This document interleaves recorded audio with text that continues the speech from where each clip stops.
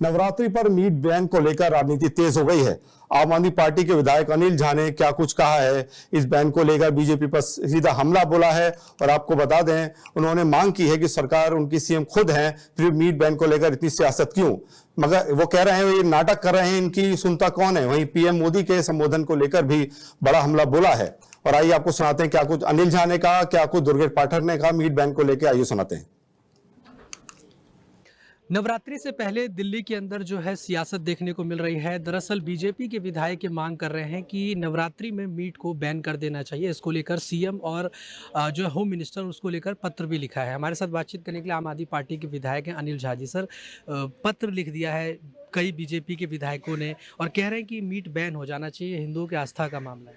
6 महीने पहले भी इन लोगों ने पत्र लिखा था जो नवरात्र थे।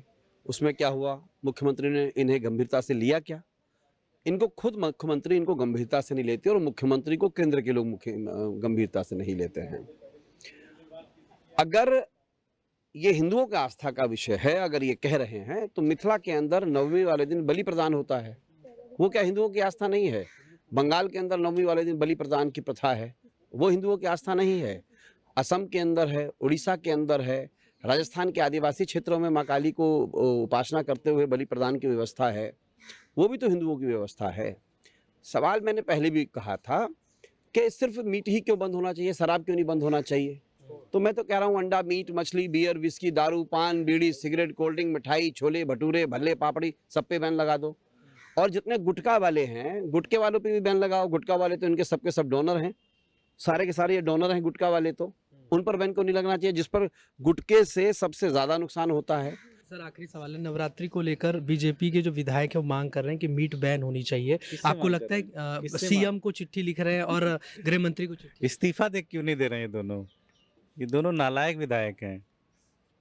भाई सरकार उनकी है, नोटिफिकेशन निकालना निकाल दे, नोटिफिकेशन नहीं निकाला, राजनीति कर रहे हैं। आपको लग रहा है अगर शाम तक नोटिफिकेशन ना हो तो इन दोनों विधायकों को इस्तीफा दे देना चाहिए। जी, धन्यवाद। तो देखिए, हमने बातचीत करी आम आदमी पार्टी के पूर्व विधायक दुर्गेश पाठक से। वीडियो जर्नलिस्ट मयंक कटेरिया के साथ में हिमांशु दुबे, डेली 24 भारत, दिल्ली।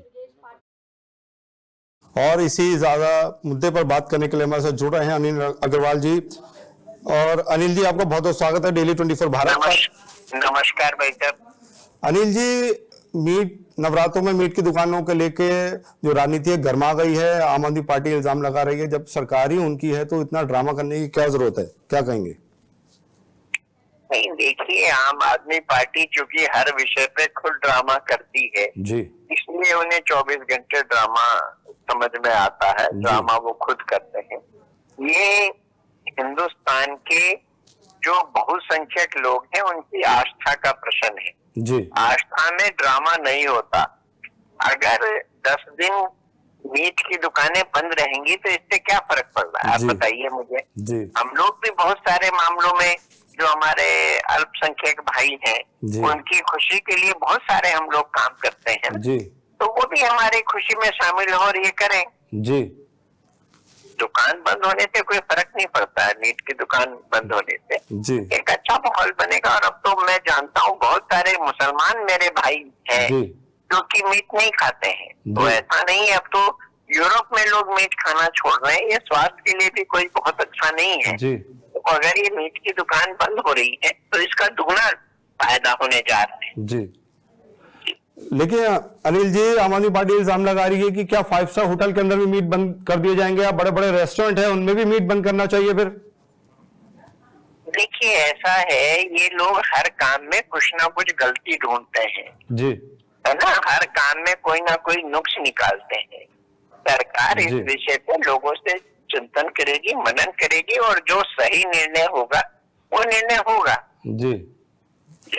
तो अनिल जी, वो कह रहे हैं कि और जो गुटखा है और ऐसी चीजें हैं जो स्वास्थ्य के लिए हानिकारक हैं, उनको भी बैन करना चाहिए। सिर्फ मीट की दुकानों को ही टारगेट क्यों, जबकि मीट की दुकान वो तबका चलाता है जो गरीब है, उनको ही टारगेट किया जा रहा है। नहीं, ऐसा नहीं है।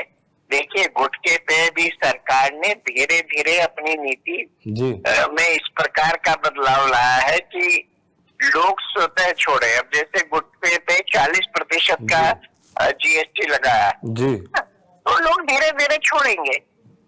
जो लोग एडिक्ट हो चुके हैं उनके लिए धीरे धीरे एक तरीका है और हम लोग जो भी चीजें जनता के हित की हैं वो सब जी। करेंगे।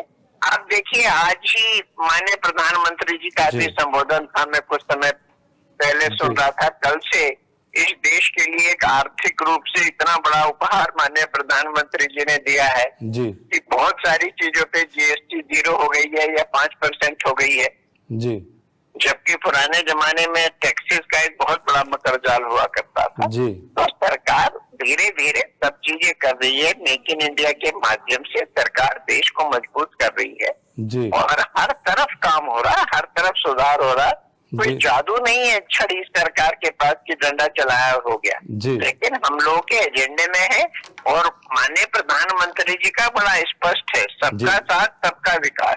उसमें पूरे हिंदुस्तान के 140 करोड़ भारतीय आते हैं, उसमें जी। कोई एक जाति, एक वर्ग, एक धर्म, एक संप्रदाय नहीं आता। जी। लेकिन अनिल जी, मैं आपसे पूछना चाहूंगा, ये जो मीट की दुकानें क्या वाकई बंद होनी चाहिए? और अगर ये खुली भी रहती है तो जो लोग नहीं खाते हैं वो तो खाते ही नहीं है, जो जो खाते हैं वो कहीं से भी खा सकते हैं। इसमें इतना मतलब राजनीति करने की क्या आवश्यकता है? ये राजनीतिक प्रश्न है ही नहीं, ये आस्था का प्रश्न है। जी ये आस्था का प्रश्न है।